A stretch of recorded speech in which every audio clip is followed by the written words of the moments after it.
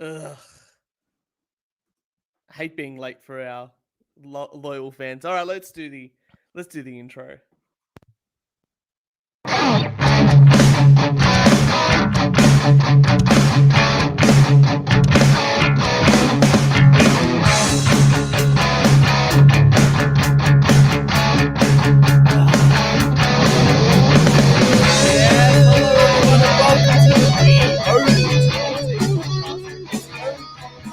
That has more hate mail from porn stars than 5-star reviews. I am Turch, the misogynist of the show, and with me is my co-host, the CEO, the man that has absolutely no idea what the hell is going on. It is Kieran. How are you, buddy? I'm very good. I'm very good. And if you've been waiting for us to go live, it's not my fault.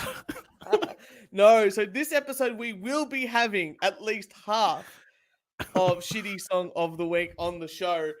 We're hoping that they're going to do that. Kevin wants you to do the Peyton CEO scream, the woo. Oh.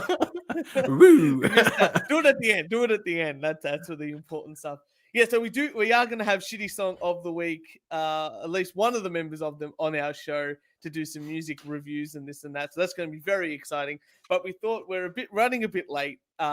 We better start anyway and just have some fun and talk about some little things that have been happening here. We've got lots of rants for you. We've got a little bit of news, but then we're going to get straight into the music. But Kieran, and I just want to say, 3 minutes. 3 minutes of this was me being late because I wanted to get a second coffee. I'll give you that. I'll give you that.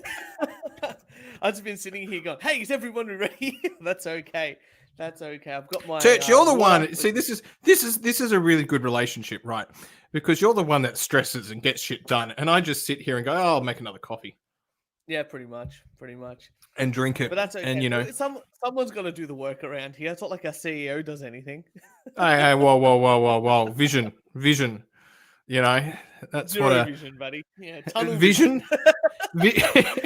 Vision and on for horses. Vision and accountability. Accountability, yeah. Excuse me, accountability. Mm-hmm. Let's go on here. Oh, you posted up the episode late. No. That's not accountability, buddy boy. That is a deflection. Always within the margin of error, Church. Always within the margin of error. Yeah, well, I'll say that to our stockholders. Oh, we should offer shares. This is not a bad idea. We've got to offer at least a product or some sort of service. No, we've got a product. Anyway, let's not get bogged down with accounting and all the other stuff. Amazing. That Church likes to talk about and everyone switches off. Exactly right. So the important thing is that this week we officially got, I guess, hate mail from not only a porn star, but a bunch of her fans. Okay. So do you remember, Kieran, probably about a month ago, we were like, hey, we've got to do a bunch of episodes all together. And we thought, you do one with Niall, I'll do one with Jess, and I'll do one with Damien, then we'll do one of our own. And we'll just put them all out there because we missed like 3 weeks in a row of like delays and this and that. And then we had the episode that had the terrible audio on both ends, mainly yours. And well, let's not point any fingers. No accountability there, buddy boy. There was. Look, hear me out, Church. Hear me out.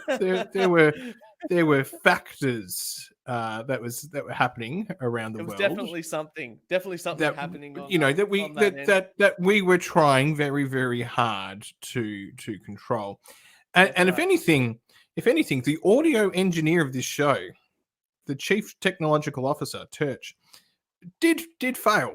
But as the CEO, I made sure that there are now processes. Did the best job that I could. I should release that episode just to spite you. The terrible audio, and just say, if anyone can fix it, I will pay them $100. Like that. That's how much I'm guaranteed that audio is far too fucked to be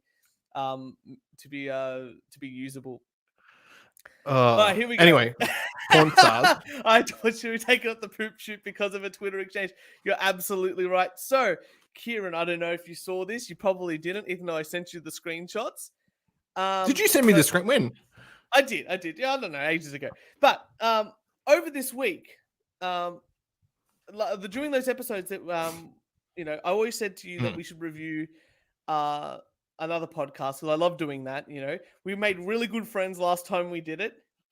We should do it again. And I thought, wouldn't it be funny to like out there, porn stars like are now becoming more mainstream when it comes to Well, it's uh, pop culture. yeah, it's pop culture and all that sort Pop of fun culture stuff. and OnlyFans is driving OnlyFans is this really as big. well. Yeah. Do So you I know thought to what we're myself, going to hey, be saying? Do you know what we're going to be saying in the future, though? Oh my god, I can't believe OnlyFans started with porn. yeah, exactly right. I think we should start an OnlyFans. Just put up these terrible episodes on. Oh, look, I'm going to invite Brandon into the stream from Shitty Song of the Week. Here we go. We're adding him in. Oh, there we go. Oh, and Brandon, he was there, and then he Oh, went. he's there. I think I double clicked very it. brief appearance. And here we go. Let's put us up like this, maybe a little bit nicer. All right, what's going on, guys? Hey, Just super slow because Australian internet is the greatest internet on the. can you not hear Brandon Church? Because I can hear. Hi, Brandon. Hey, Kieran, how you doing? I'm doing very well. Very well. Brandon, Excellent. welcome to the show. Welcome to the show. Turn your vocal mic up a little bit over there. You're a bit All quiet. All right. Is that better? That's a little bit better there. Okay, That's excellent. a little bit better. Yeah, so Awesome. sorry about the delay, man. Bunch of technical bullshit, dude. I'm glad we finally got it out of the way, though. It's something. We're here. That's the important thing. We've got a whole 3 people watching, and that's half the battle. Yeah. No, but all good. So I was just telling the story about how a porn star actually gave us some hate mail. Oh, no shit. Yeah. So a long time ago, about a month ago, we did all these bunch of episodes, and Kieran was not on this show, but my cousin was on the show. And I said to him, "Hey, I've got this idea. We want to review a porn stars podcast because I figure that's just really competition for us. Right. We've got to Makes be sense. better than a porn star. You would think so. So I found a porn stars podcast called After Adult, and the porn stars series. Okay. And when it comes to we reviewed it, and we were highly critical of her podcast in the nicest possible way. And many of the things that we were saying were like, use compression on your voice. Don't don't record next to a running washing machine, which also Right. happened. Makes Stick to the sense. topic on point, because they spoke. And that's very, very important to stick onto Yeah. the topic. That's right. They spoke about 45 minutes of a 45-minute show. Half an hour of it was not on the topic, and the topic was bisexuality. So only 15 minutes of a 45-minute episode was on bisexuality. And you would think that that's why people would want to watch a porn star talk about bisexuality. Anyway, so we gave her all this feedback, and she obviously didn't listen to it. Then she put up a thing on Twitter saying, "Hey, for the next half an hour, I will answer any of the questions that you put down." So I just, from our podcast account, "Hey, did you listen to our review?" Right. And she said no. She goes, "What is it about?" I told her what it's about, like, use compression, all this sort of stuff. So then she went away and actually listened to it. And I know that she listened to it because she came back. It was like, "You guys are just super misogynistic." Just blaming women for having a podcast. And I'm like, I don't think that was what we were. Oh shit, we lost him. Oh, Church is gone. This is fucking hilarious. Because he's been like, we've got to get the show on. A whole bunch of technical nightmares tonight, man. I'm telling you. Anyway, Red's joined us. Hi, Red. Hello. Did I miss something? No. See, I don't. Church doesn't give me. He doesn't trust me, so he doesn't give me any of this technical access stuff. So, I've got no idea where he's gone. Well, but anyway, first 9 minutes or so have been a little bit of a clusterfuck. Oh, it's always a clusterfuck. It is a real shit show here. But yeah. We go. Oh, there you go. There he is. There we go. Yeah. Anyway, so we got. This is a total shit show. I know this is the worst. Don't worry, Church. We're talking about accountability, and I took charge. I'm blaming Australian internet for that one there. There's no way I'm not blaming that. But yeah, so anyway, we told her all this and she got really upset. She was like, "Oh, well, I get 4 times the amount of listeners that your show does." And I'm like, "Those are terrible numbers. If that's about, if that's your barrier of entry of why your podcast is better, maybe it's." And I said to her, "Maybe it's because you get your tits out and it get fucked in the ass by a whole bunch of people. Maybe that's why people are watching your podcast rather than the actual content." So I just gave her a few pointers. If you know the road to success already, Turchton, what are you waiting for? Look, the OnlyFans is already opened. There's a couple of dick pics on there if you're interested. It's mostly that and pictures of my dogs. I figure girls love that too because girls are gonna, and gay guys also love puppies. So I figure there's a good balance between dog pictures and dick pictures. I think that's 4 times 0 is still 0. Yeah, that's basically the amount of listeners we get. So yeah, as long as you don't put any dog dick pics up, I'm good. No, that's right. We actually said we should make our own website where it's OnlyFans for dogs, so only dogs, and girls can just send each other pictures of their dogs and charge money for them. I think that would be fantastic. It's like Instagram, but you got to pay for the dog pictures. Or equivalent one for cats as well. I think that's a real market, a niche market. But some people that have, the niche markets, usually they're the ones that usually want to spend the money. I mean, those foot fetish guys, I'll tell you what, they spend millions of dollars every year on foot fetish pictures. See, I had this idea a couple weeks ago where I was going to start an OnlyFans, but it was going to be for like beating up pedophiles and just straight up assholes. And I'm going to call it Only Hands. This is like the successor to bum fights. Is that the right? Yeah. Right. I'm going to call it Only Hands instead of OnlyFans. I mean, I would change the name of it though, man. That's kind of got a Mr. Hands sort of feel since we're talking about animals and porn. I mean, it's just videos of hand jobs, only hands. It's just only looking for the wrong things. Yeah, just hand job videos and pictures. That's it. That's what it is. Only hands. Or it's like George Costanza. He was the hand model. It's just hand models, same sort of thing. It's subtly different. Oh yeah, it's funny you got accosted by one of your for one of your reviews not that long ago. We actually had a band seek us out, and they were like, "Hey, so we got this new single that just came out. We'd like for you guys to listen to it." And I listened to the song and I was like, "Well, fuck, we might as well just go through this entire album since they asked for it." So we went through this entire album. It was our first album review for this Chicago thrash metal band called Aftermath, and it's fucking garbage. And I mean, look, when you come to a show called Shitty Song of the Week to review your music, don't expect a positive review. And we weren't super mean, but we were honest about what we thought about the song. And we didn't send a link out to them or anything. They listened to it and then they sent me this ultra lengthy message about correcting every point that I had made that was apparently wrong and how they want to come on the show to rebuttal our statement. That's what we'll do. Great idea. Look, with the just like our show, it's like the biggest show on earth, and everyone's going to listen to it and change their minds. That's it. Yeah. Also, during the show of the porn star, it's called After Adult. If you want to listen to it, during that show, over the 45 minutes, half an hour of it was just rambling garbage, and in that half an hour random garbage, they also talked about the co-host dad hitting someone with his car. That's not what I want to listen to during the show. What? Yeah, that was a real thing that happened. But luckily, Man Brain came into the chat as well. And we're just like, yeah, because smaller podcasts should never punch up; they should only punch down. Oh yeah.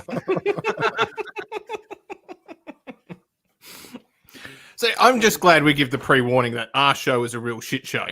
There, we can do anything. Oh, absolutely. Yeah. It's a coverall for what we do around here, and that's you the most have important part. No idea. You want to know the epitome of a shit show? Come hang out with me and Brandon for an hour. did you just see the intro to our show? I logged off. We had no guests, and we were hoping for the best.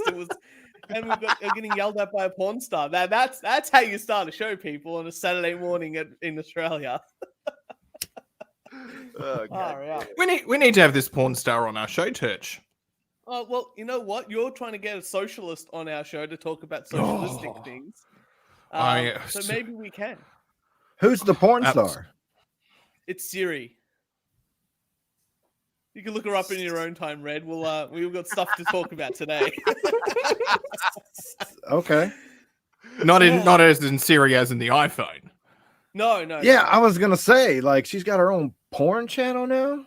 It's a really niche fetish.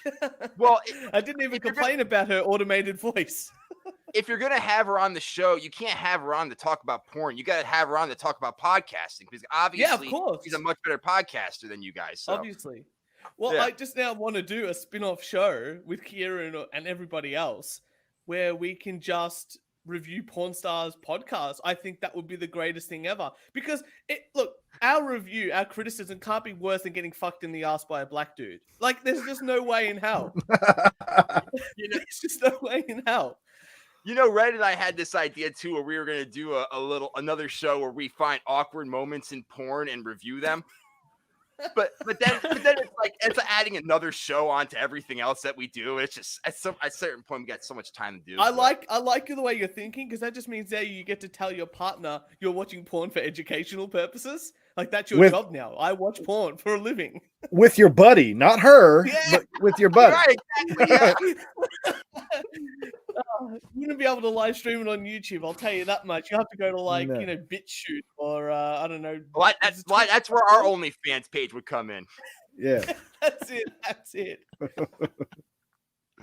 So anyway, if anyone wants to listen to that episode, I think it's like episode 109 or 110 for us, where we review it. It's the last half an hour, but I think Damien and I just complain about our partners for a good 20 minutes beforehand, like we do on every show.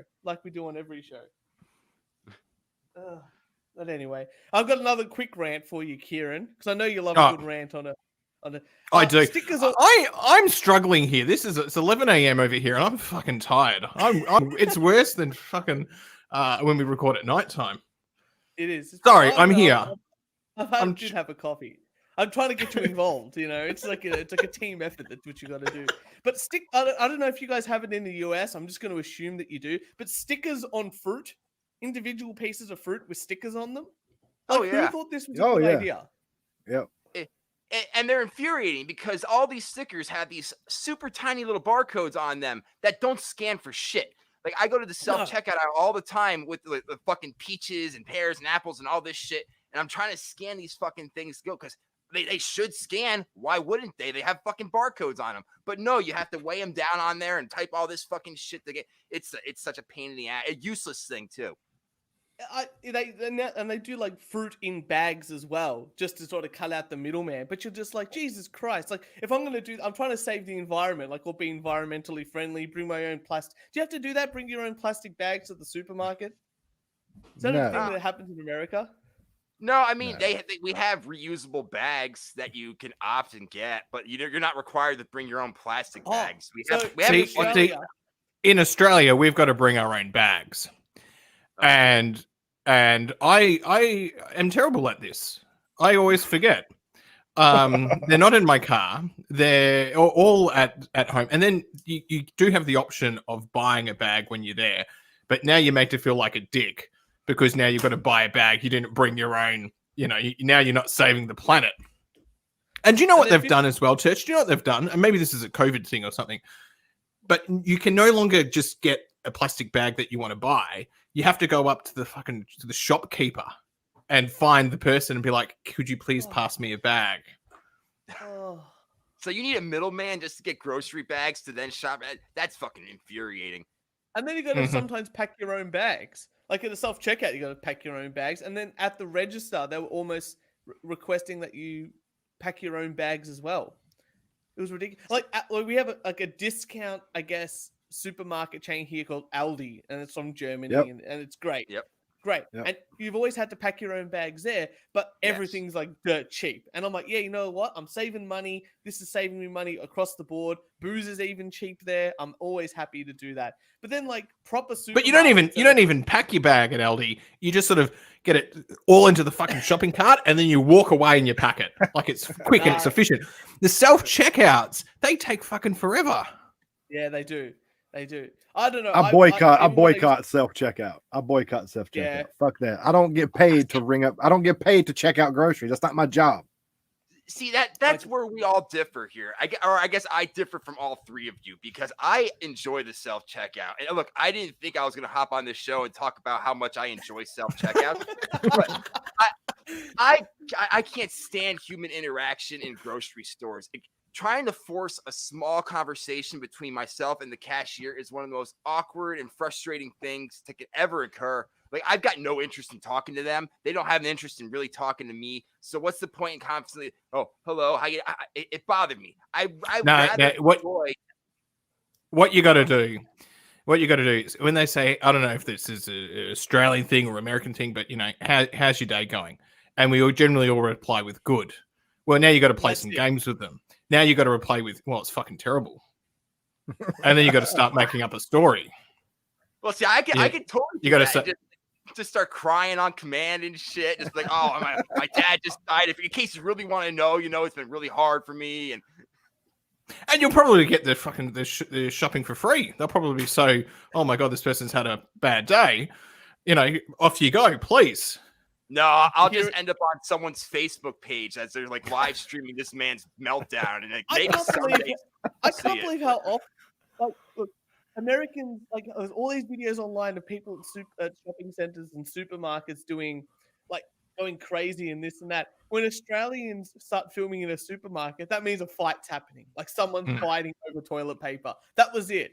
Like Americans are like, you know, you got your Karens and doing all this and that. Like, oh, I don't have to wait in line. I have to wear a mask and that. And Australians are like, hey, these two bitches are fighting over a 6-pack of toilet paper. That needs 50 cameras filming at all times. That's what we need. Well, absolutely, it does. But anyway, stickers on fruit. What a waste of an invention. They could do. I don't know. They've got to work it out. It's a fucking sticker like this big, Turch. It's not like a billboard or a bumper sticker. It's literally that big. Turch, the stickers, you're saying this all wrong. The stickers aren't there to be scanned, right? The stickers are there for you to peel off and then put on your partner's back without them realizing that you've then put a sticker on their back. I don't understand. So let me get this straight, right? And I don't know if it's the same in the US, but it is in Australia. Apples have stickers. Pears have stickers. Yep. But capsicums and onions don't. So someone made a decision that these need stickers, whereas other things don't. Well, wait a minute. I've got a question. I've got a question. What the fuck is a capsicum? Oh, you guys call them peppers. Peppers.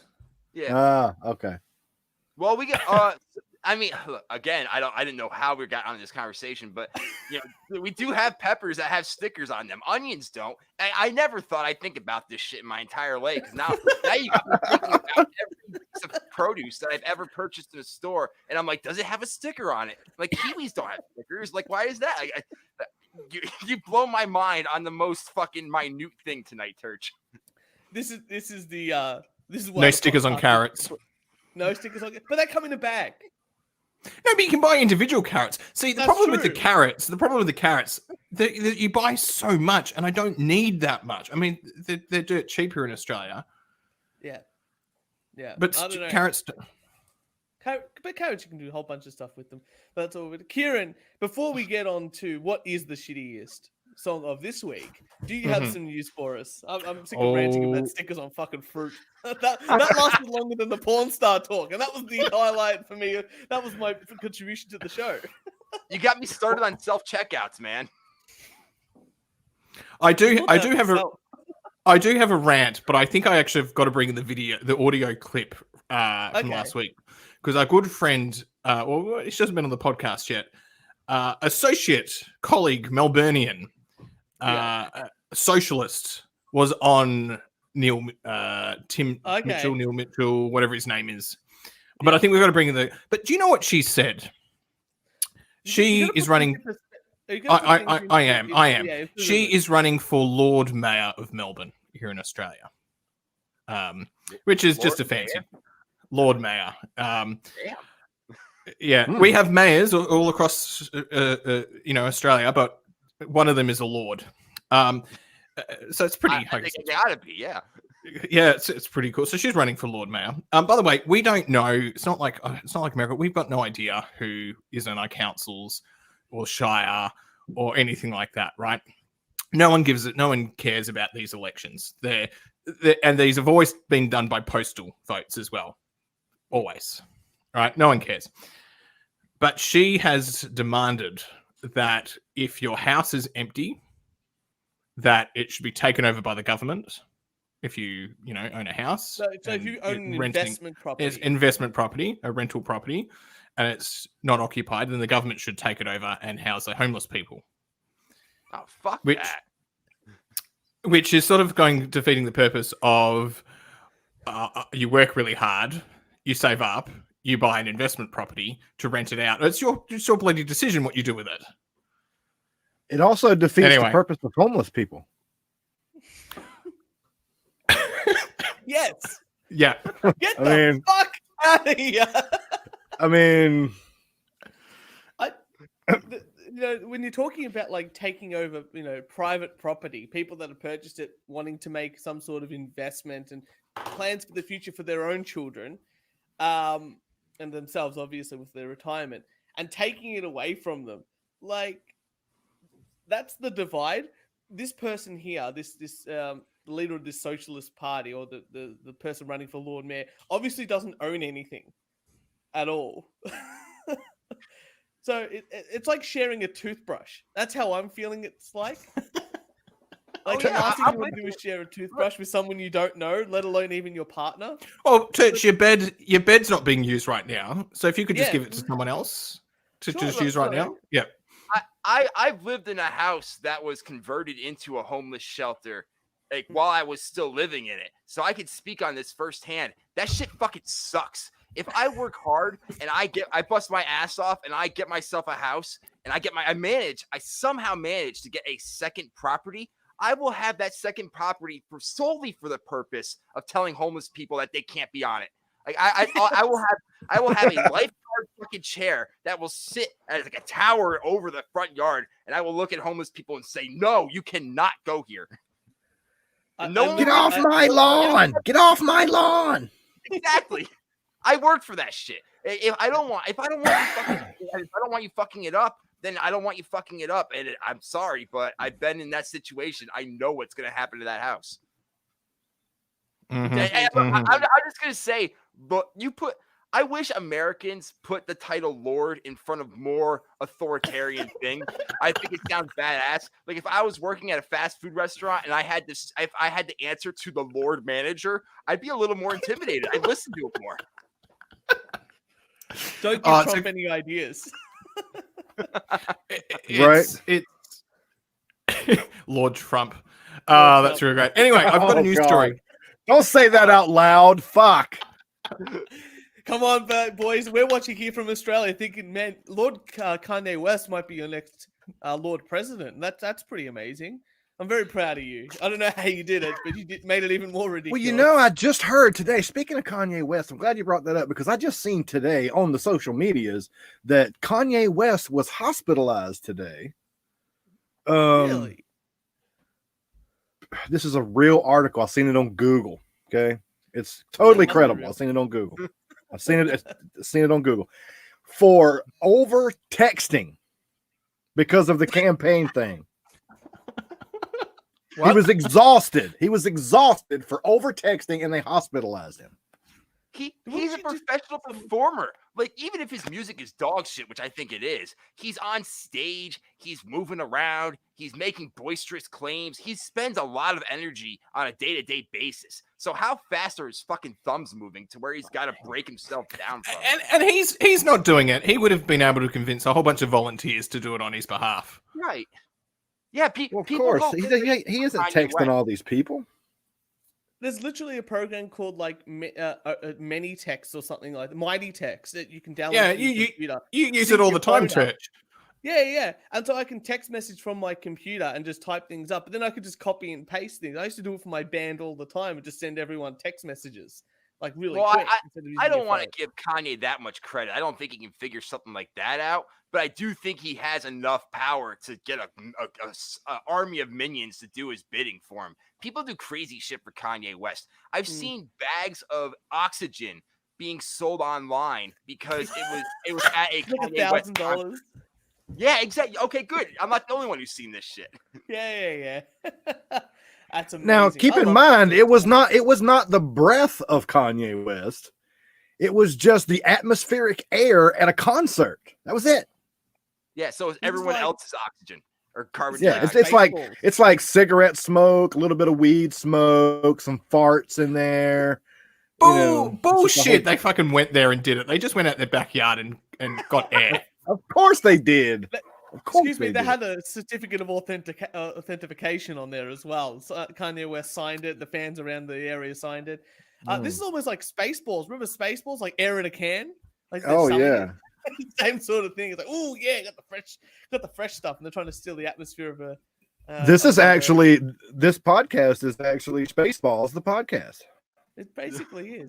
It's pretty. It's just merchandising. All merchandising. That's all it is. Yeah. Just merchandising. Merchandising. Church, I've got an article. For you all. All right. Ladies and gentlemen, Australia, and we'd like to avoid talking about COVID on this show, but this is a very important article because this is government sanctioned. Oh boy. Sex parties allowed, but dancing at weddings banned under Queensland COVID restrictions. Now, Queensland is like your Texas. Okay. It is the redneck of Australia. So I could be balls deep in almost anybody I want to at a sex party, but I can't dance with someone fully clothed at a wedding. Well, you can't dance. You know, dancing's not allowed. Okay. So we're back. Because you're white, Brandon. It's because you're white. It's not because the law. It's just because you're white. That's all it is. I mean, that's about right. Look, I'm not defending my dancing skills at all here. There is a loophole, apparently, where regulations prohibit wedding guests from dancing, but you are allowed group sex at approved swinger clubs and adult parties. Well, I mean, dance is like such an interpretive thing. Like, and it's like I can make any random movement and call it a dance. You know, it's like art is subjective and shit. So really, if you put music in the background of people fucking, you could make the argument that they are doing some kind of a dance. It's the horizontal mambo. Yeah, there you go. I've never heard it described like that, but now that's I don't know. Now I feel like that's going to be the easiest way to seduce my partner at any point in time. Yeah, the horizontal mambo.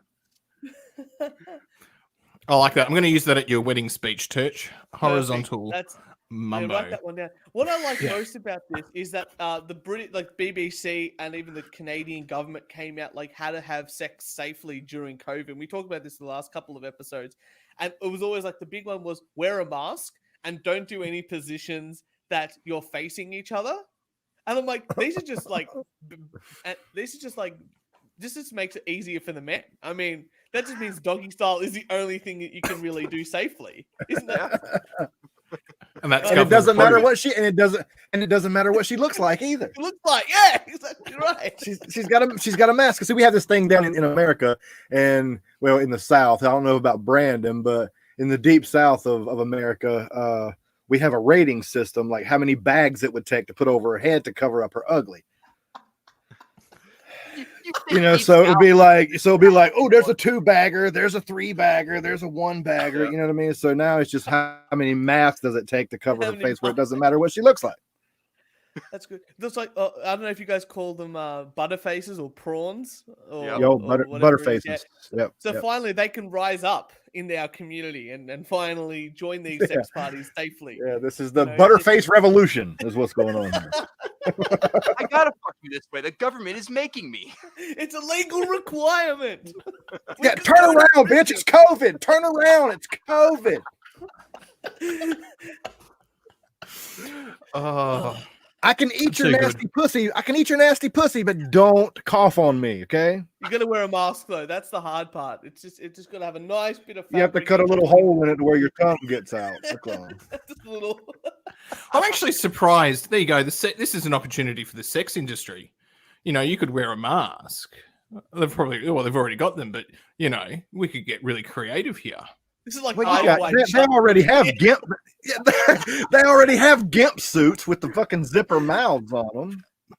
Yeah, I'm thinking more of those like COVID masks though. This is, you want like a leather BDSM like face mask medically approved to fight COVID too. Black leather spikes in 95. Oh, and no, yeah.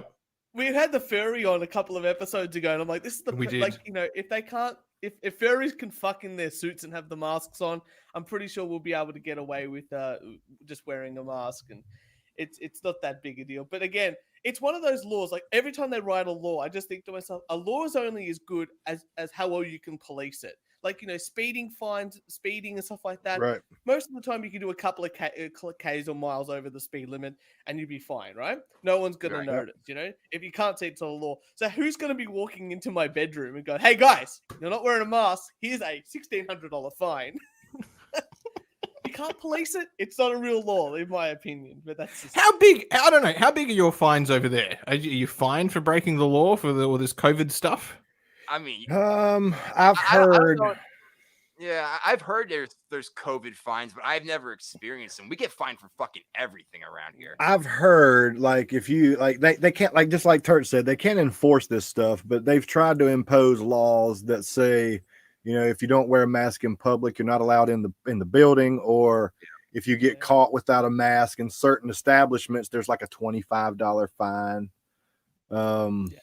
20, because it's 1,600 over here. Whew. Yeah, yeah, not 25, 1,600. Yeah. Well, I guess that's why Americans can be a little more boisterous about fuck you. I ain't gonna wear my mask because it's just a $20 fine. Yeah, $1,600 is a bit of it. Is a bit. That's a bit much. That's a bit much. Yeah, it's a little extreme. Oh, look, we're currently. I don't know if you guys know how bad the restrictions are here in Melbourne, Australia, but we are currently we currently have a curfew. You can't be out of your house after 9 o'clock, 8 p.m. You also can't. Oh no! But remember, we were good citizens. It's now 9 p.m. At 9 p.m. So we can't leave the house. We can't be out of the house after 9 p.m. in the evening. We can't. We can only go out for exercise 1 hour a day. Exercise, you don't have to wear a mask, but if you're walking, you do. So if you're walking the dog, you got to wear a mask. And then if you go to the shops, you can only go. One person can do grocery shopping at a time, and they must also wear a mask. And you can't travel 5 kilometers, which is like 3.8 miles radius away from your house. Oh well, how are they going to monitor that one? I don't know, Check your driver's license. Check your address. That sounds like a American prison system to me. It's pretty bad. Yeah. Oh yeah, and the police and last weekend when I was actually out and breaking the law because I went for a bike ride much further, and then I've got this electric bike. It's fantastic, right? So you don't really have to bike ride. You don't really have to use your physical exercise. It's fantastic. That's great exercise. Yeah. Yeah. The police were out checking everyone down at the beach. Yeah. It was, and then I was a little bit, the chain came off, and I was probably about a good 15 kilometers from home, and just the way the electric bike is, I had to fucking walk it all the way back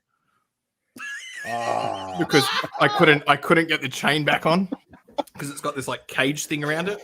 You should ask a man for help, Kieran. You should have asked a man for help.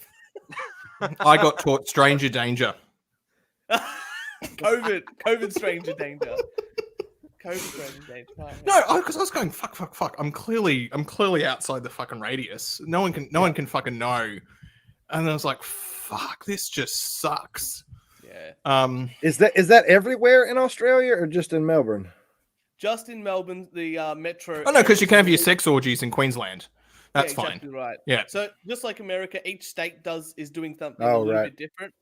So Yep. Victoria, the state government has said the Melbourne metro area, so it's about from the CBD out about 40, 50 Ks radius sort of thing. Right. A very large population of 5 million. Yeah. Yeah. Yeah, under these restrictions, and then the rest of Victoria is under stage 3 restrictions, so they can still go out and do things and snap. But basically, the beauty industry, the veterinary industry, the entertainment industry, the food and beverage industry have all had to physically shut down over this period here into Wow. October, end of October. So if we're very poor at the end of this, it's because of our state government. Absolutely. Trying to reach unobtainable milestones for the COVID outbreak here, which is only killing people in nursing homes over the age of 80. That's pretty much how it here is. That's pretty much how it is Yeah. here in the States too. Yeah, but that's okay.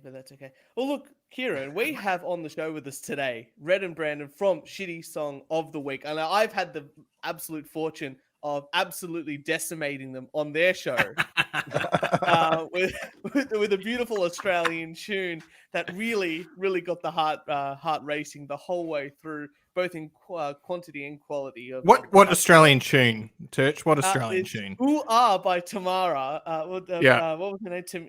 Tamara something Jabber. or other. That Tamara that's Jabber. it.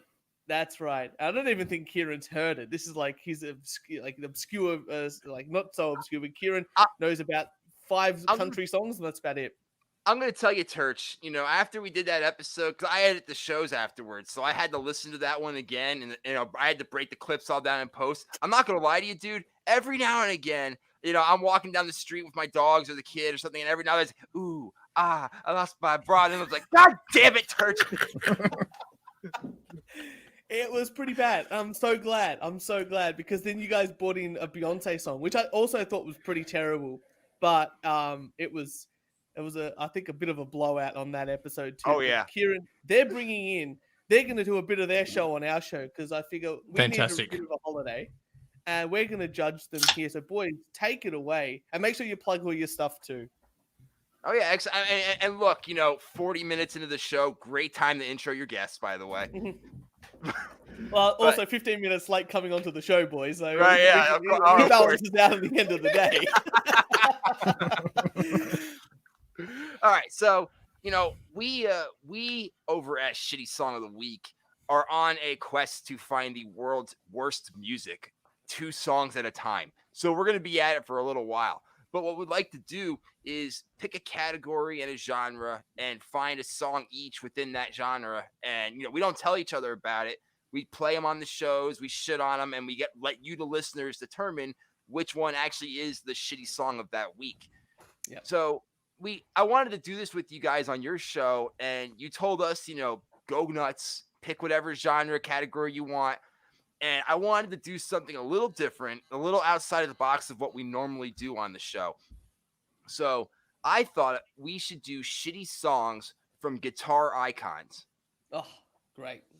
Right. So these are, musicians that people, when other musicians are like, who are you influenced by? These are the guitarists that they're like, oh, okay, well, I'm inspired by so-and-so and the licks of this person and such, They may be okay musicians, but they produce garbage every now and again, and I'm here to expose it. Yes. Well, Brandon, we seem to have left out one little itsy bitsy part of this whole thing. What's we are presenting our show on what is it? We only do one take. Is that what it's called? That's the one. Yep, That's it. Yep. And it's more like we're starting this shitty song of the week world podcast tour, if you will. We're trying. Yeah, we're trying to get our little show on everybody else's show just to give everybody an idea of what we do. Because like Brandon said, we're trying to find the world's shittiest song, 2 songs at a time. So the more we expose ourselves in our show, the easier it will be to find these songs. So we only do one take is like the first leg of our shitty song of the week world tour. We've got a couple others. Yeah, the rest of the dates are TBA, but this is what we're calling it. We're calling it the Shitty Song of the Week World Tour. We're trying to get on everybody else's show. We're spreading the love out to, you know, all the different countries and states and whatever. But it's just trying to find that shitty song. We do this in the end. We had in the end of the year, we do a shitty song of the year, and we take all the songs that have won throughout the year and we pit them against one another, bracket style.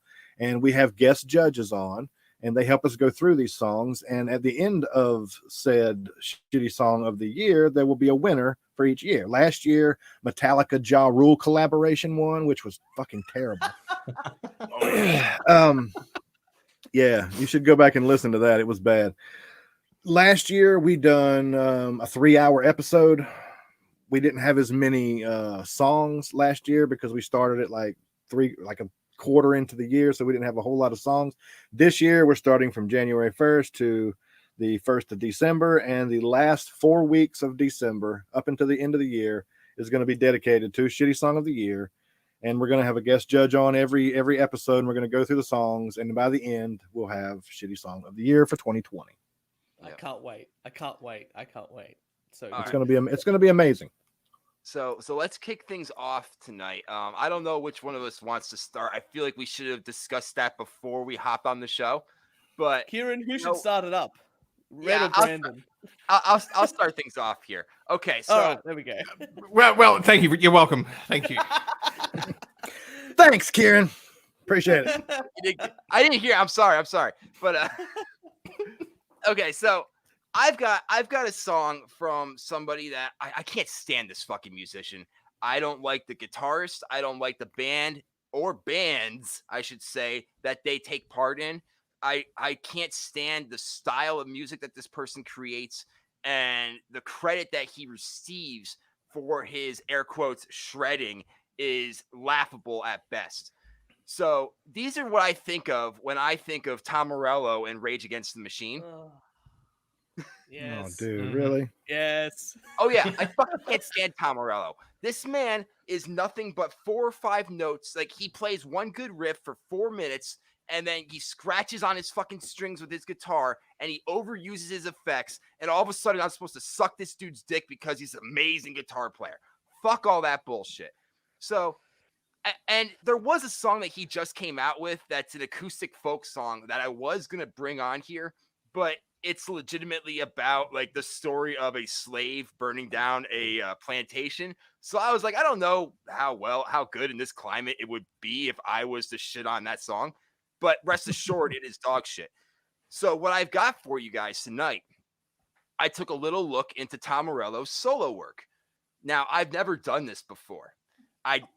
Yes, thank you, Turch. I told you, I am looking for shitty music. So if I have to dive down the worst rabbit holes, god damn it, that's what I'm gonna do. So this fucking song, oh my god, where I had it 1 second. I apologize here. Where are you? I'm so happy someone's listening to his solo work. Well, I guess, dude. Okay, so the name of this album or the name of this song is called Battle Sirens. Okay. And you might recognize a couple people on this because it's featuring an Australian drum and bass group called Knife Party. I don't know if you're familiar with them. No idea. Okay. Well, it was worth a shot. So what's interesting about this, and I'm almost just sounds You picked this song because it had Australian players in it, didn't you? No, God, no. You're about to find out why I picked this song, Red. You're about to find out. Are you catering and pandering to our Australian friends here? Happy coincidence. Okay. I could pick any song off of this album. They're all dog shit, but I picked this one, and then I learned about who was featured on it afterwards. So the first clip I have for you guys is the longest one, and God, I'm sorry. I am sorry. I'm sorry. But I had to keep it as long as I did to show you guys, like, this is the clip that's going to beat this home. This man plays one riff. I defy you to find another one in this fucking intro for as long as it is. So here we go. Can you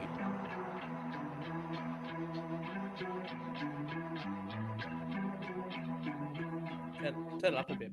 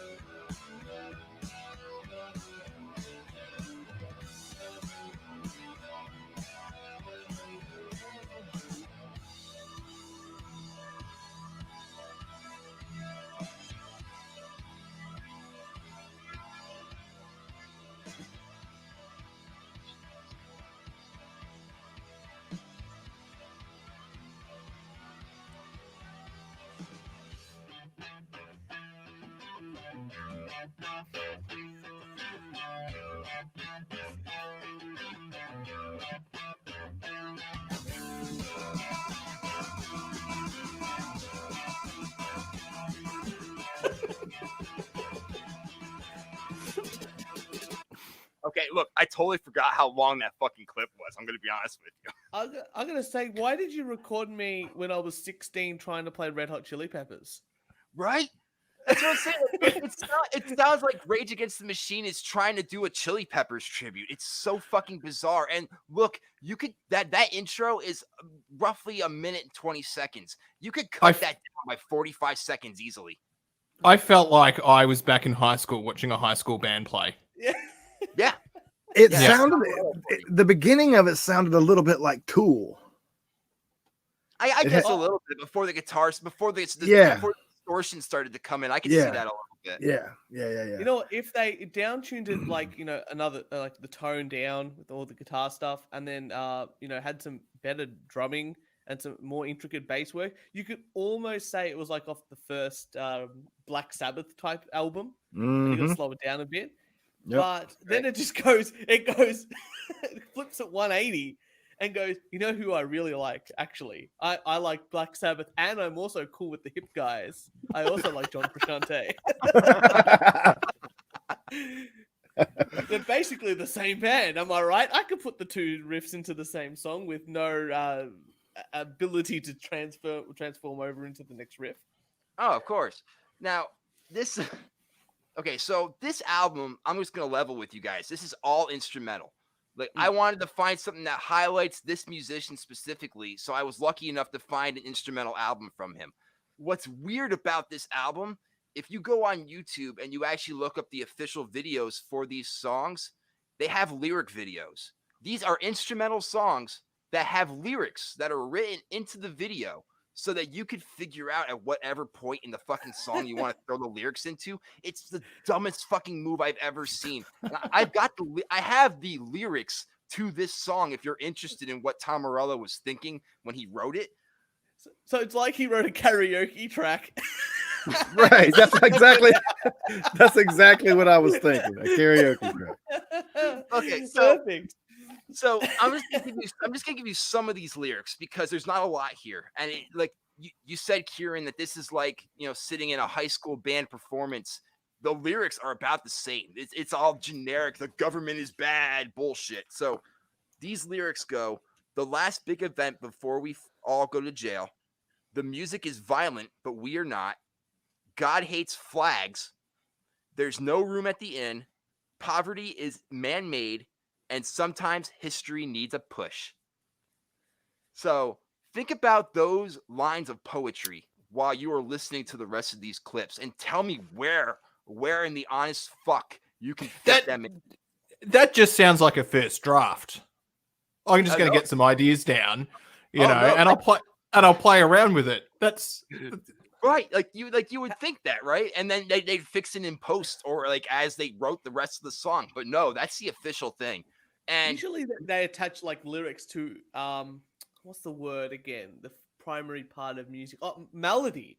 Usually like they attach the one with the other, and they write usually the melody first, and then usually add the lyrics. That's usually how it happens. But this seems like, have you ever heard the story about Black Sabbath when they were recording like an album in like the 80s when Ozzy left and stuff like that? What happened was they needed a whole bunch of riffs, and the drummer at the time was like, oh, Tommy Iommi, I need riffs. And Tommy Iommi went to his cupboard and just pulled out a bag full of tapes and just pulled out a tape and said, oh, see if any of these are good. And he just had like a bag full of Black Sabbath type riffs that he'd written that just weren't songs yet. This is what it sounds like. It sounds like someone's got Tom Morello's gone to Tommy Iommi and has gone, can I have a bag of those riffs? And he's gone, yeah, here's a tape. I'm going to re-record them and say that they're my own. That's what it sounds like to me so far. Okay, so keep more that like thought. band rehearsal. Yeah. Right. Now, keep that thought. I want you to think happy thoughts when you listen to the rest of these, because this song is about to take a massive turn in a way that I'm guaranteeing you none of you are expecting. So this next clip is immediately what follows that ultra long intro. So that intro comes up and it was starting to ramp up to something, and this is what it turns into. So be on the lookout for it. You might notice a change up here.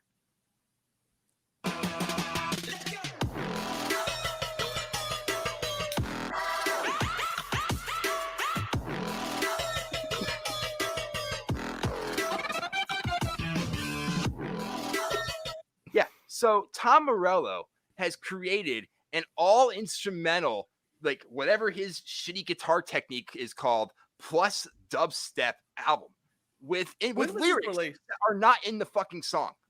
When was this released? What year? 2018. So far beyond the phase of the popularity of dubstep, he goes, you know what I need to do? You know what I need to do, boys? Right. That's the most boomer shit I've ever heard in my life. You know what would be great right now?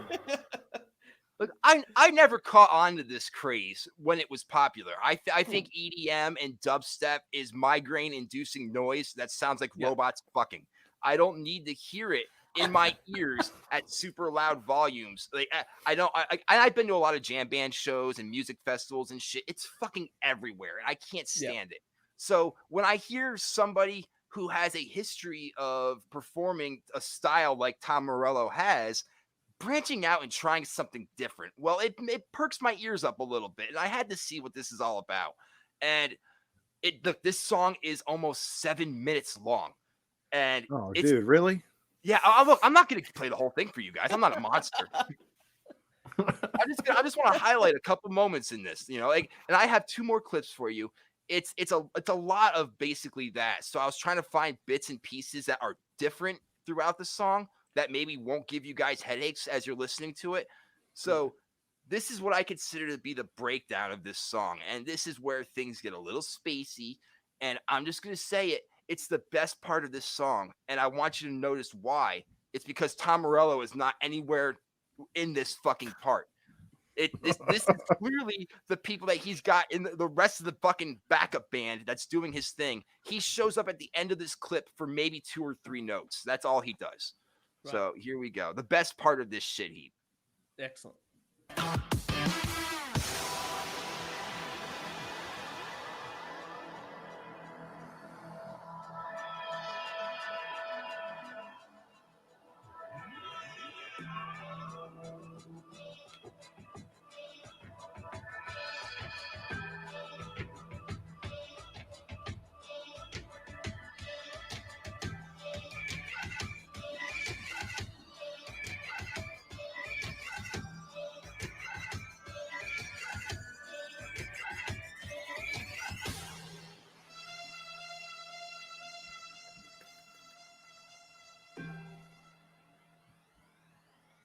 So he shows up for that little siren bit at the end there.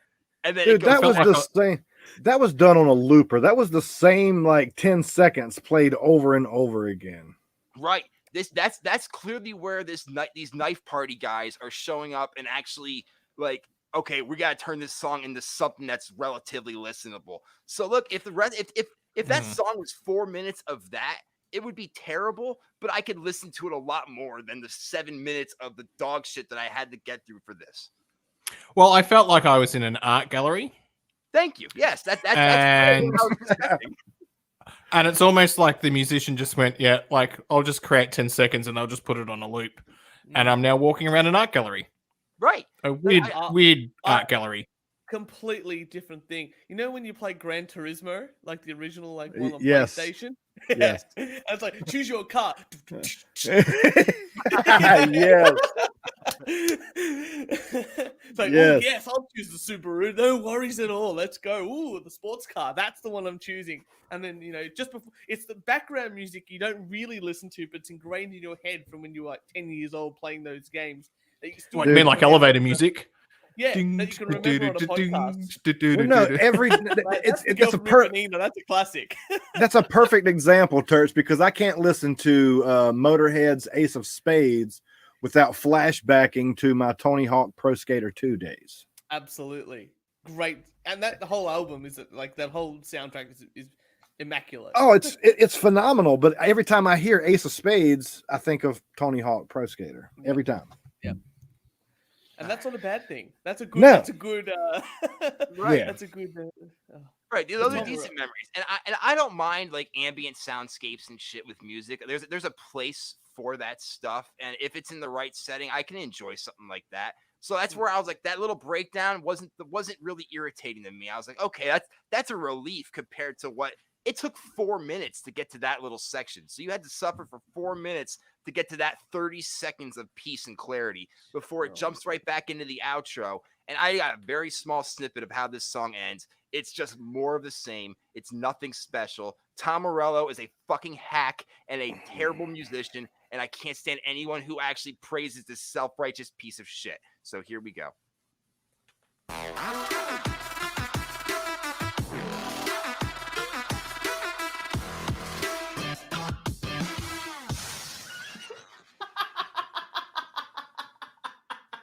It sounded like a Mentos gum commercial or something. Right. Like, did they have to end with the fucking explosion at the end of that? Like, what the hell was that about?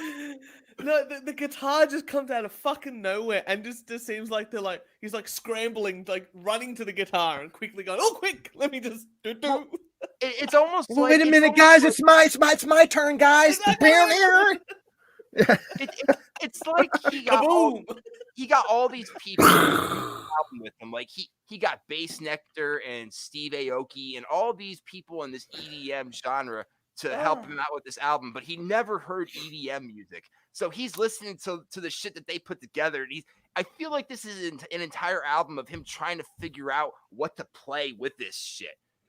It's a hard struggle, and I couldn't get through that much more. And that's the thing, like on the opposite end of the spectrum, with guys like Buckethead, and I know Brandon, you're a fan of Buckethead. He does it amazing. Like he goes, yeah, I'm gonna play, like, you know, I'm gonna write music with, you know, or dance EDM type stuff, or blend that in, and you can hear the guitar. The guitar is a prominent thing because it's his song plus other people, and this just sounds like you're right. Like I'm just gonna grab, you know, a track off YouTube and I'm just going to improvise over it. And then I'm going to call the guys and say, yep, I think we should collaborate. They make something. I'm going to put in a guitar, little lick here and there and hope for the best and just release it. Right. And you mentioned Buckethead. Like that's a great example of this. Like Kaleidoscope is one of his much weirder, avant-garde or like abstract albums that he does. And it's very much in the same vein as this, but he turns it into his own thing. And granted, it's not a good album, but it's much better and listenable. Like the theme song to our show is off of that album. So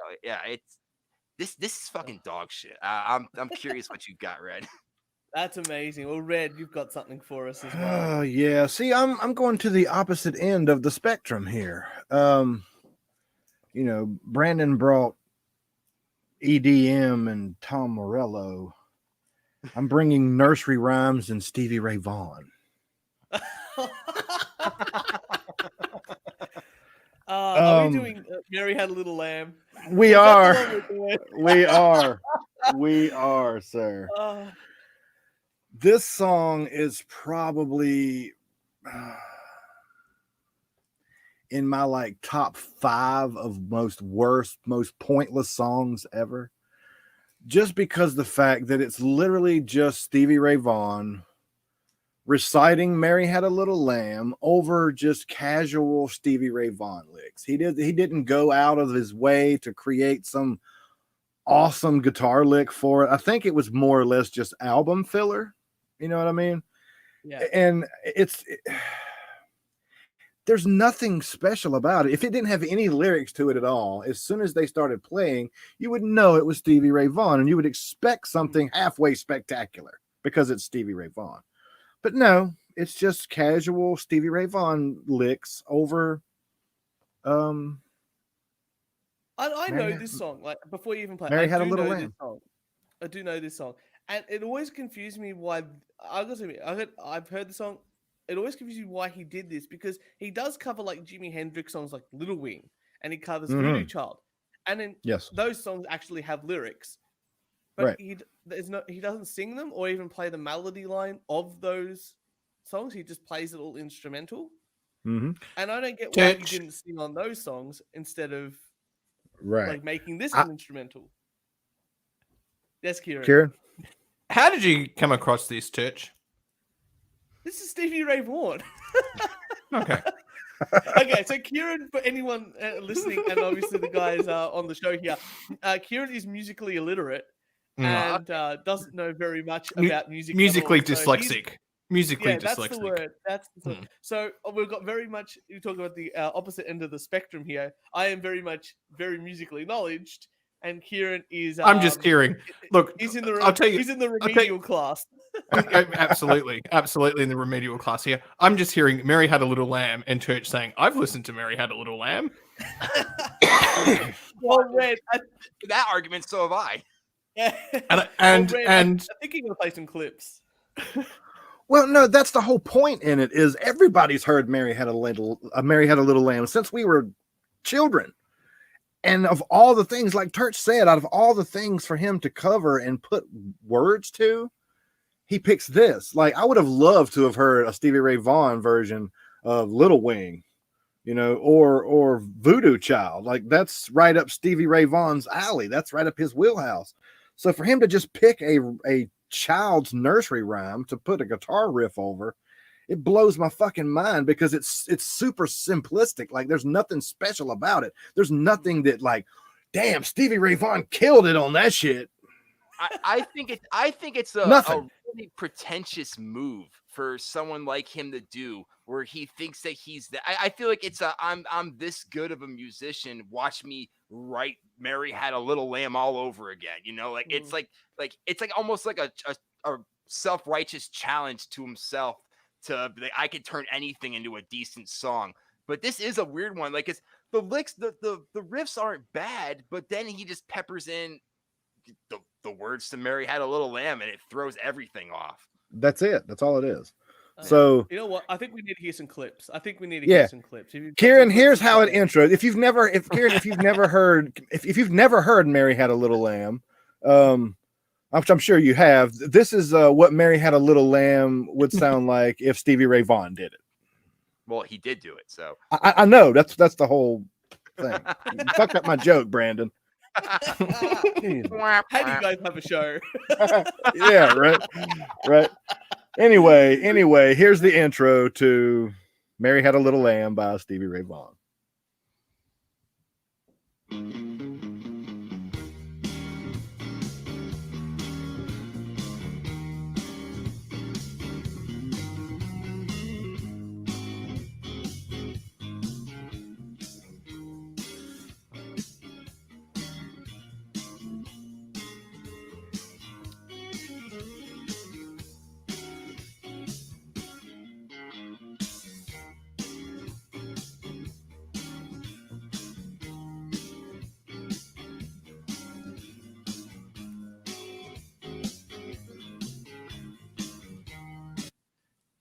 all right, so that gets pretty repetitive, but now, like Brandon's song, it's monotonous. It's just on and on and on. I was expecting something like, I think I know why he's done this. As parents and whatnot, we've got to listen to kids' music. We're driving in the car. Oh, fuck me. We've got to play Mary Had a Little Lamb. Otherwise, we've got to deal with a tantrum. Right. Stevie comes along and saves the day. I'll fucking make it sick. I'll make it awesome.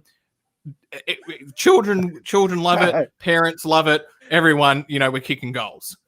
Yeah, that's not what I heard. This is not Kids Bop, Kieran. This is not Kids Bop.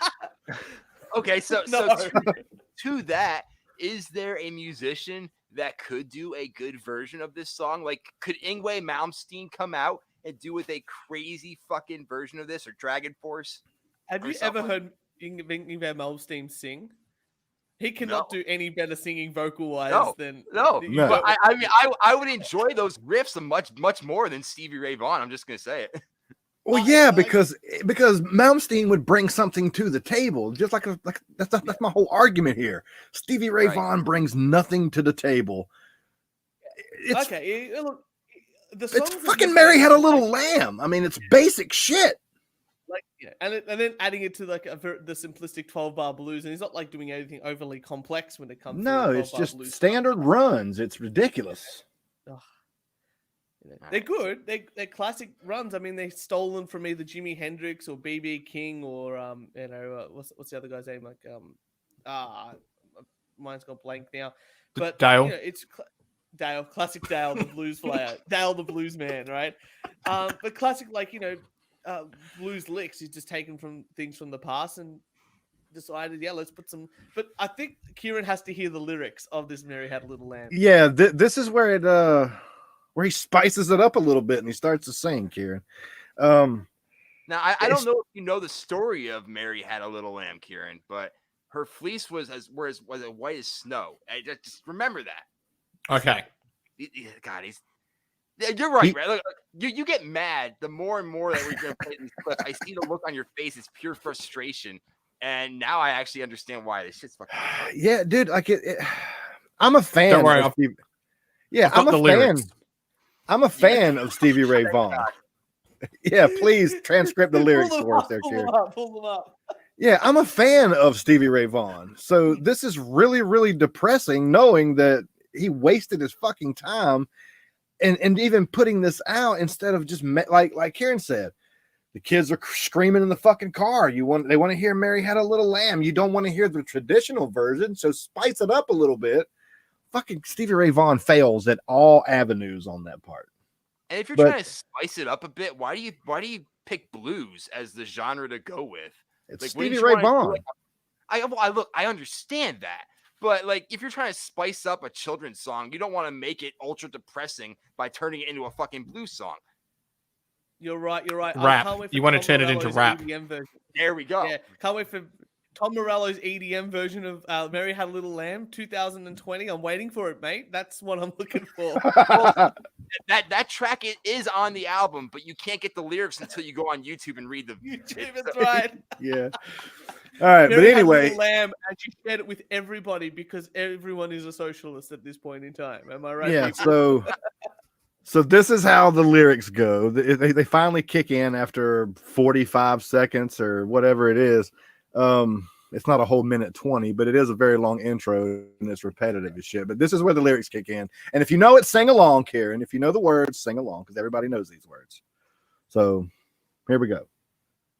His face was white as snow, yeah. Everywhere the child went, you know the lamb was sure to go, yeah. He followed her to school one day. Spoke the teacher grew. I love it. What a time did they have that day at school? Like, you could at least do it in like to stick along with your chord progression. I felt like he was a little off timing there. Oh, good, because I'm not musically competent, and I felt that too. Well, there must be some truth in it then. That's it. Yeah, the shift, the subtle, like that 12-bar blues sort of thing, like the stanzas, he should have done like 3 and then 3, Yes. rather than like flow it over. And I get what he was trying to do. Usually, you guys play guitar and stuff. Usually, when you get a solo section for playing the blues, you usually get like 2 rounds of the 12-bar. And then the next Right. person solos, so you go back in the set. I sort of Yep. get what he was trying to do there, but you're right. The way that he flowed in from one part to another was so disjointed. It just felt like it didn't. It needed some cleaning up. Maybe a second take there, Stevie. And, Well, I think and that mix was really off too. Like you could turn the vocals up slightly or the guitar down a little bit, and made it blend a little better. I mean, in Stevie Ray Vaughan's defense, I believe this song came out on the albums in his whiskey cocaine time period. Like he mixed his whiskey and his cocaine and his coffee and all this shit together. So did Ace of Spades by. So did Ace of Spades. Yeah, but what I'm Motorhead. saying, That's a great fucking album. right, well, okay, all right. But what I'm saying is, it put him in a mindset to where he was just like, oh, I gotta put something out. I fucking gotta, you know what I mean? Like, and he just, why not? Mary Had a Little Lamb, you know. I'm amazed at the vocals. If he's on cocaine and whiskey at the same time, I'm amazed the vocals are as flat as they are. Mary had a little lamb. Yeah, cocaine. Well, Obviously not even as working. he's singing it, he doesn't sound like he wants to do it. He's like, this is just the dumbest thing I've ever fucking done. That's why I say it was filler. This is nothing. This is nothing. His record company goes, Stevie, I know you've been doing Texas Flood, perfect, we love it, it's great. You've been playing with BB King, all those other greats. Yeah, you need to put out a nursery rhyme. That's just in your contract. And you like that. Imagine that's the negotiation. That nursery rhymes. Yeah, I do not have nursery rhymes in my contract, Stevie. Right here. Mary had a little lamb. Right there. We've got to appeal to those. We've got to get those young audience, those 3 and 4 year olds. We've got to get them in early with the blues. Otherwise, otherwise it's the dying. This is the 1980s. People want hair metal. People want hair metal. We don't want. We don't want Delta blues. This is what we've got to get the young people in. So when they're 30 years old, they can complain about it on a podcast. Well, I mean, this is the third clip coming up, and nothing in this song changes. It's the same tempo. It's the same repetitive shit. Again, there's nothing fucking special about this. It's just a waste of fucking time. I don't know, The whole entire thing. At the end of that verse, he was getting ready to play a sweet solo. I heard that high note at the end, like something was about to go down. Not really. No, not really. And if it does go down, it's just for, it's not that great. All right, well, let's find out.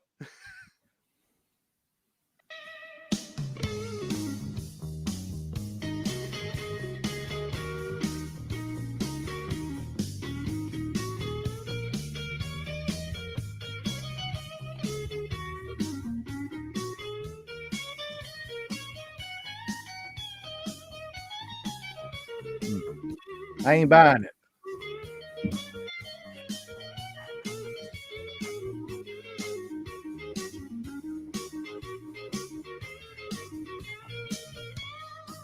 Is this the intro again? Sounds like it, right?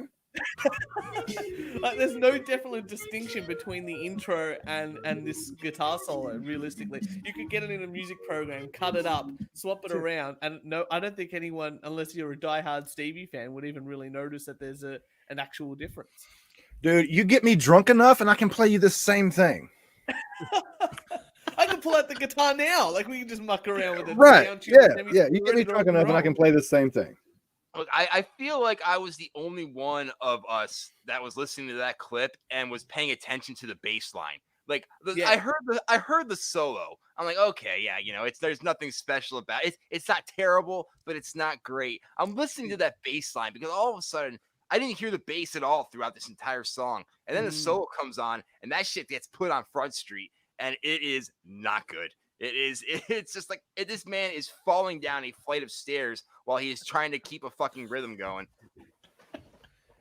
Only the drummer seems to be holding this band together. It's like, come on, we've got to get it done. We've got the time. And that never happens in a recording studio. Who says the drummer's getting everyone on time? Usually it's the guitar player yelling at everybody else. But in this case, he must have been the only sober one in the room. Mainly because, drummers can't afford drugs. Right. That is what they say, yes. Yeah. He was still loading up while everyone was getting on the whiskey. Yeah. So this is the last clip that I have for this song. Now this song's not anywhere near as long as fucking Brandon's song. I know he didn't play us the whole 7 minutes, but this song's not 7 minutes long. I mean, you could probably, I'm sure Stevie Ray Vaughan could drag Mary Had a Little Lamb out for 7 minutes, but yeah, he's dragging it out right now. Exactly. What I'm saying is, it just he we always say on Shitty Song of the Week that certain parts of this song could be cut out and it'd make it better. Certain parts of this song could be cut out and made it better. most people like the first verse, for instance. Not a lot of people know the first verse of Mary Had a Little Lamb. They always go to what. Well, I'm talking about going. No, what I'm saying is what's the line about? Shit. He doesn't. Don't worry, I've got you saved here. Look at Luke. I'm gonna go piss. Face ID. Fuck, hang on. Shit. I got it. Don't worry. Are we really coming up. Googling the lyrics to Mary Had a Little Lamb? Yeah, they're not. Here we go. Okay. Mary had a little lamb. His fleece was white as snow. Yeah. And everywhere the child went, that little lamb was so sure to go now. All right, that's the chorus of Mary Had a Little Lamb. The actual story, the words, the verse to Mary Had a Little Lamb. The first one, not the first verse. Not a lot of people know that part of it. Well, where she went to school one day with a lamb, and like, there's only 2 verses to this song, and then there's like a tisket tasket bit. Oh, there we go. He followed her to school one day and broke the teacher's rule. What a time did they have that day at school? Jesus Christ. Yeah, not a lot of people get that. Most people, Mary had a little lamb, its fleece was white as snow. Everywhere that Mary went, the lamb was sure to go. That's mostly what people think of when they hear Mary had a little lamb. They don't get into the fucking meat and potatoes of it. Most people don't. Red, I'm going to ask you in all seriousness, did you ever think in your life you would ever get this mad over a nursery rhyme? No, and never did I ever think that I would be arguing the validation of the chorus and the fucking verses of Mary Had a Little Lamb. Brandon, you say that like you just didn't yell about self-serve checkout and stickers on fruit. I mean, like, let's be realistic here. Look, It's been a very weird show. Hey, you get us on here, man. It is a weird show, but it's always a complete shit show, like I said. It could go anywhere. Now, okay, so we got one more clip of Mary Had a Little Lamb. So Stevie Ray Vaughan's going to take it on home for us, I guess. You know how it goes. Just play it. Let's play it and get it over with. Fun fact about these clips that you've been playing. My song was a lot longer, so my clips, I wasn't going to play the entire song. These clips that have been put together is the entire song. So you have listened to this song in its entirety up until this point. Yes, and like I told you, Stevie Ray is going to drive it on home now. This is how it ends. All right, so here we go. Tasket, baby. Yellow basket. Sent a letter to my baby. On my way, I passed it. Jesus Christ.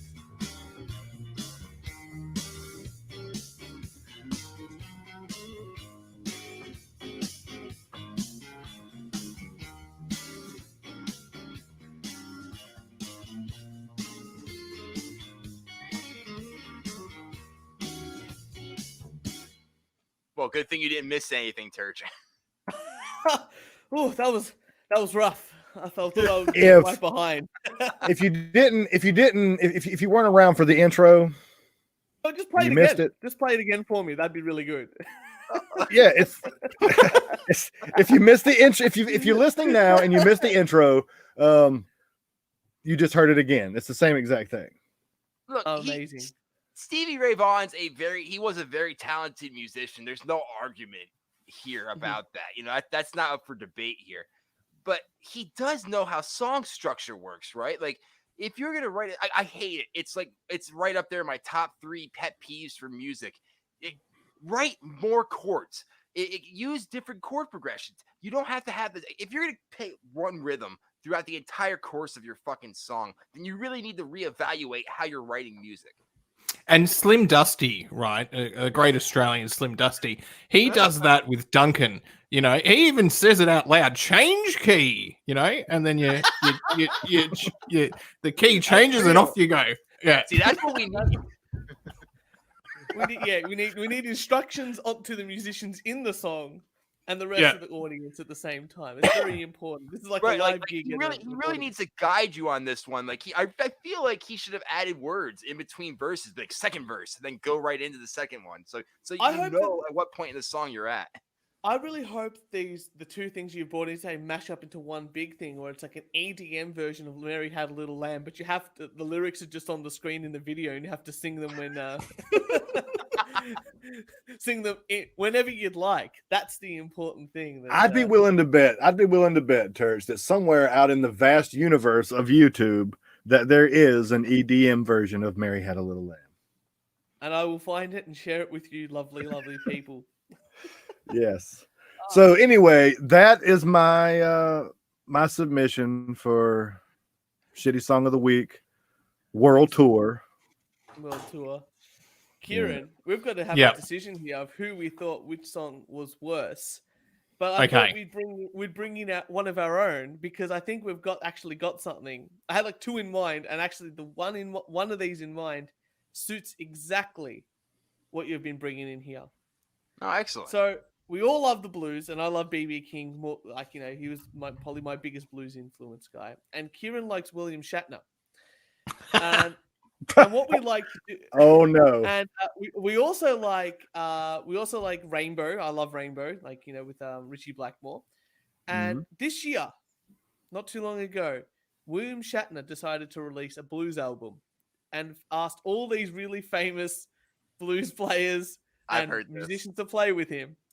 And he decided to cover just B.B. King songs, nothing too fancy. And, The Thrill Is Gone, like probably one of the most perfect blues songs of all time, could only be made better by Richie Blackmore and William Shatner. Would you like to hear at least a couple of minutes, like the first intro and first maybe absolutely. First verse? Absolutely. I'm right there with you, Kieran. I'm a big fan of Shatner's music. It's a hilarious train wreck that I love jumping on and being a part of. Like, I love his version of Bohemian Rhapsody much more than the Queen one. I'll listen to it fucking all day. I'm with you. All right. Thank you. We're gonna listen to it. We're gonna listen to it, and Kieran and I can decide who we think is the winner and we can just enjoy the beautiful tone of William Shatner's voice. Here we go, people. Excellent.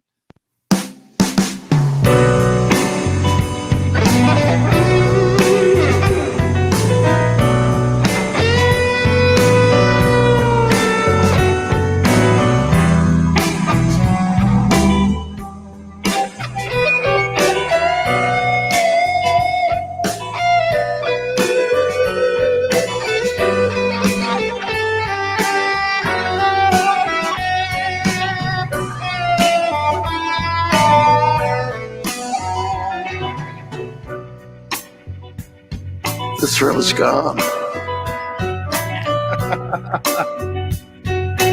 thrill is gone away. The thrill is gone, baby. The thrill is gone away. You done me wrong, baby. And you'll be sorry someday. The thrill is gone. It's gone away from me.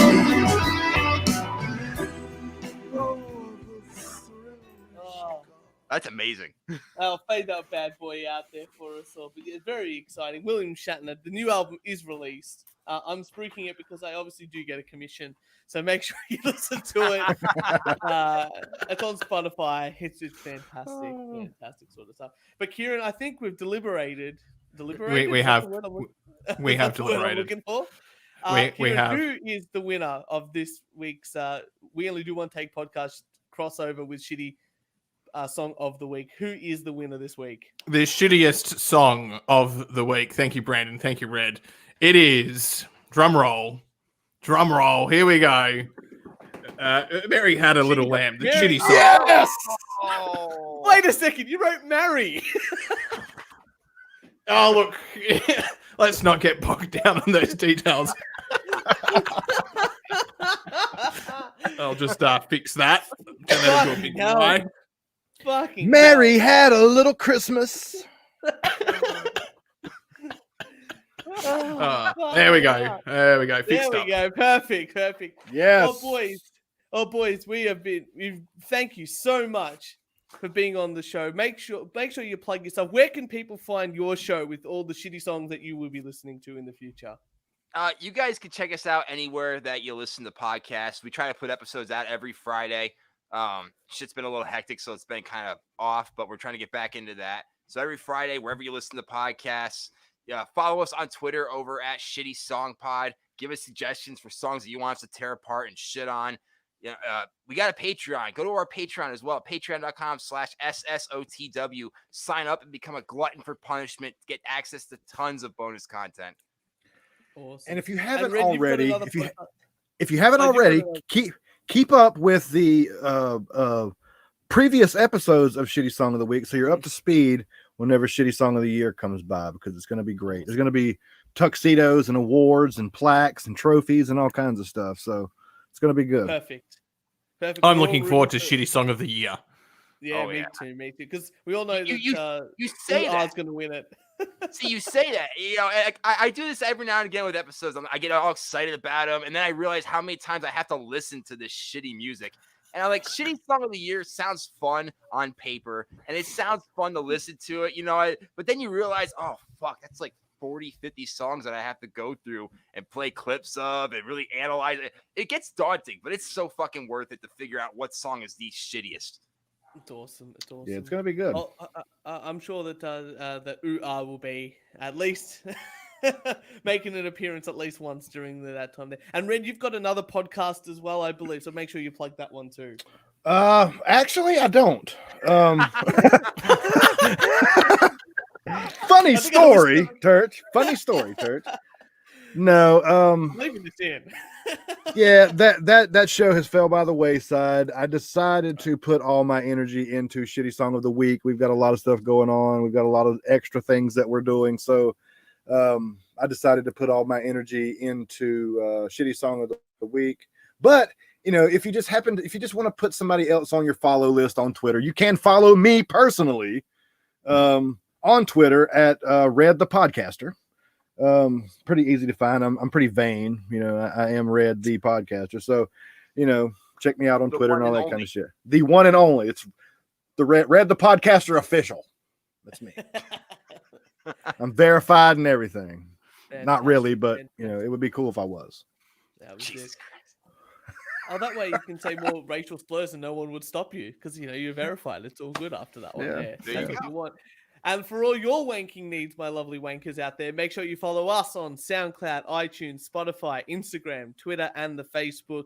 And if you'd like to send us some hate mail, a death threat, or a rant, especially if you are a porn star, make sure you record it on your phone or email us at weonlydoonetakePodcast@gmail.com. Kieran, Red, Brandon, thank you so much for coming on the show today. Yeah, thanks for having us.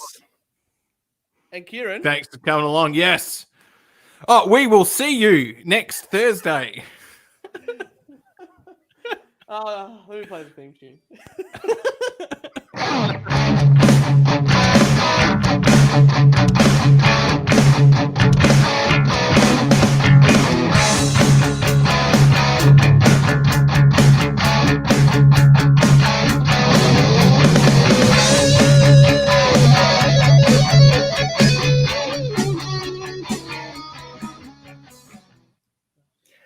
Turch, was that a Dennis Miller sign off there? Is that what I seen? A Dennis Miller? I didn't even know. A Dennis Miller sign off where you don't know who Dennis Miller is?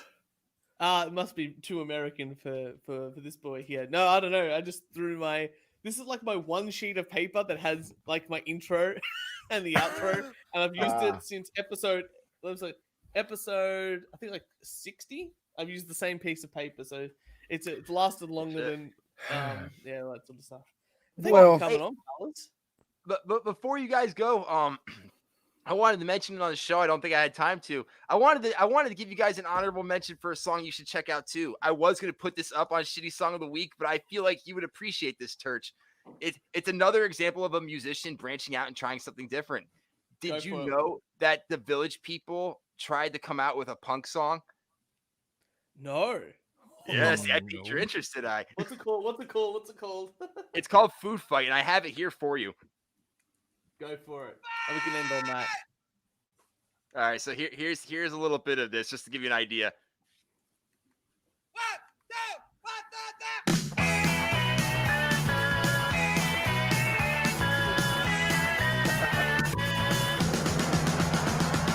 Standing here waiting in the same old line. I gotta find something just to pass the time. Is there anything better left for me to do? Food fight. People stand in front of me, people at my back. Lunch is aborting, there's something that lasts. The grab yourself a weapon, get ready to attack. Food fight. Food fight. Food fight.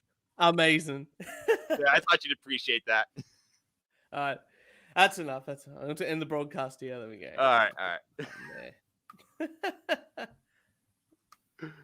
The ending. There we go.